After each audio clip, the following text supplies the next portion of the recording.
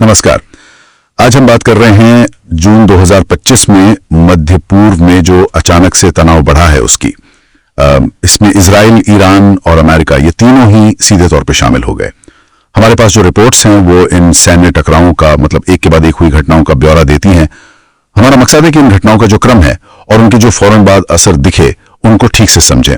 तो चलिए इस उलझे हुए मामले को जरा खोलते हैं। हाँ, ये स्थिति तो वाकई बहुत तेजी से एक संकट की तरह बढ़ी है और इसका असर सिर्फ क्षेत्रीय नहीं बल्कि वैश्विक भी हो सकता है। और इसमें जो देश शामिल है और उनके परमाणु कार्यक्रम से जुड़े जो दाव है वो बहुत ऊंचे हैं। तो शुरुआत हुई 13 जून 2025 को। इजराइल ने ईरान के खिलाफ एक बड़ा हवाई हमला किया। उसको नाम दिया गया ऑपरेशन राइजिंग लायन। रिपोर्ट से बताती हैं कि इसमें तेहरान, इस्फहान, नतांज ये जो अहम सैन्य और परमाणु ठिकाने इनको निशाना बनाया गया। हाँ। और ये भी खबर आई कि ईरान के रेवोल्यूशनरी गार्ड कॉर्प्स मतलब IRGC के कमांडर और कुछ परमाणु वैज्ञानिक भी मारे गए इसमें। हाँ। इजराइल ने तो कहा कि ये उनके ऊपर जो परमाणु खतरा मंडरा रहा था उसे टालने के लिए एक रोकथाम की कार्रवाई थी, प्रिवेंटिव एक्शन। बिल्कुल प्रिवेंटिव एक्शन उन्होंने कहा, लेकिन ईरान ने इसे अपनी संप्रभुता पर सीधा हमला बताया और फौरन जवाब भी दिया। वो भी तुरंत। ये दिलचस्प है कि ठीक अगले ही दिन 14 जून को ईरान ने इजराइल पर मिसाइलों और ड्रोनों से हमला कर दिया। ईरान का दावा था कि इससे काफी नुकसान हुआ है और उन्होंने इसे अपनी आत्मरक्षा की कार्यवाही कहा। अच्छा। साथ ही उन्होंने UN सिक्योरिटी काउंसिल से भी अपील की कि दखल दें और संयम बरतें। लेकिन क्या इस जवाबी कार्रवाई से इजराइल रुका? मतलब इसका असर कितना हुआ जमीन पर? देखिए, रिपोर्ट्स तो यही कहती हैं कि ज्यादातर मिसाइलों और ड्रोनों को तो रोक लिया गया था। आयरन डोम और बाकी सिस्टम्स ने काम किया, लेकिन कुछ हमले हुए। पूरी तरह नाकाम नहीं रहा ईरान का हमला, पर हाँ, इसने इजराइल को रोका नहीं, शायद मामले को और आगे ही बढ़ाया। हाँ, क्योंकि इसके बाद तो अमेरिका सीधे इस टकराव में कूद पड़ा। बिल्कुल। यहीं से मामला और भी पेचीदा हो गया।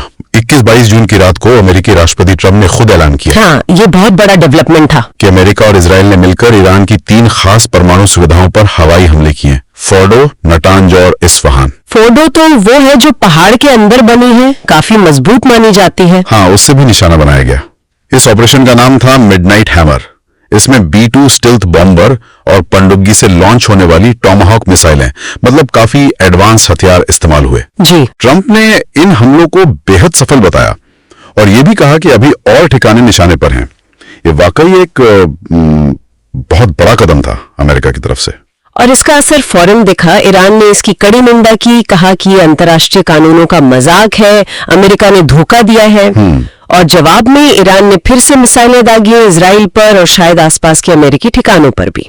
फिर से वही हुआ, ज्यादातर रोक ली गई। हाँ, रिपोर्ट्स के मुताबिक ज्यादातर तो रोक ली गई, लेकिन कुछ मिसाइलें गिरी, कस्बों में हमलों की खबरें आई। अब अंतर्राष्ट्रीय संगठन जैसे UN, यूरोपियन यूनियन, वो सब इसे खतरनाक एस्केलेशन कह रहे हैं, मतलब तनाव का खतरनाक तरीके से बढ़ना। सही।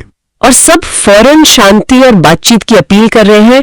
डर यही है कि कहीं ये मध्य पूर्व में एक लंबा और बड़ा युद्ध न बन जाए। और जो विश्लेषक हैं वो इस अमेरिकी दखल को कैसे देख रहे हैं?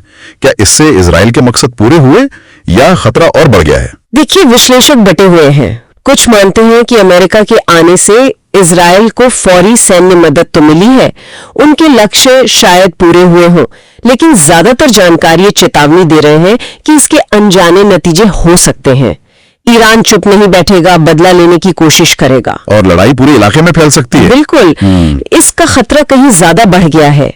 ईरान ने पहले भी हॉर्मुज़ जलडंबू मध्य को बंद करने की धमकी दी थी। हाँ, वो तो हमेशा कहते हैं। समुद्री जहाजों पर हमले, अमेरिकी सैनिकों पर हमले, ये धमकियां अब ज्यादा गंभीर लग रही हैं। इससे एक और जरूरी सवाल खड़ा होता है, क्या अमेरिका के अंदर इस कार्रवाई पर सवाल उठ रहे हैं, मतलब संवैधानिक तौर पर? हाँ, बिल्कुल। क्या राष्ट्रपति बिना कांग्रेस की मंजूरी के ऐसा हमला कर सकते हैं? ये एक बहुत बड़ी बहस छिड़ गई है अमेरिका में कि क्या राष्ट्रपति की ये कार्रवाई संवैधानिक दायरे में थी या नहीं। कांग्रेस की मंजूरी के बिना इतना बड़ा कदम उठाना, इस पर सवाल उठ रहे हैं। और देखना होगा कि ये संवैधानिक बहस आगे क्या मोड़ लेती है। इसके भी अपने नतीजे हो सकते हैं। तो अगर हम पूरी तस्वीर देखें, इजराइल का वो निवारक हमला, फिर ईरान का जवाब, फिर अमेरिका का सीधे तौर पर शामिल हो जाना और उसके बाद ये जो बेचैनी और अस्थिरता फैली है, हाँ, ये सब कुछ बहुत तेजी से हुआ और इसके असर, जैसा आपने कहा, पूरी दुनिया महसूस कर सकती है।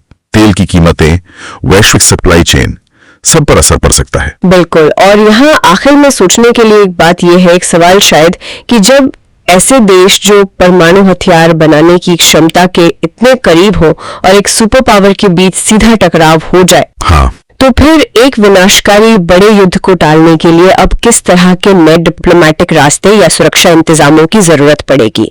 ऐसे इंतजाम जिनके बारे में शायद पहले गंभीरता से सोचा भी नहीं गया था। ये सवाल आने वाले वक्त के लिए बहुत बहुत अहम है।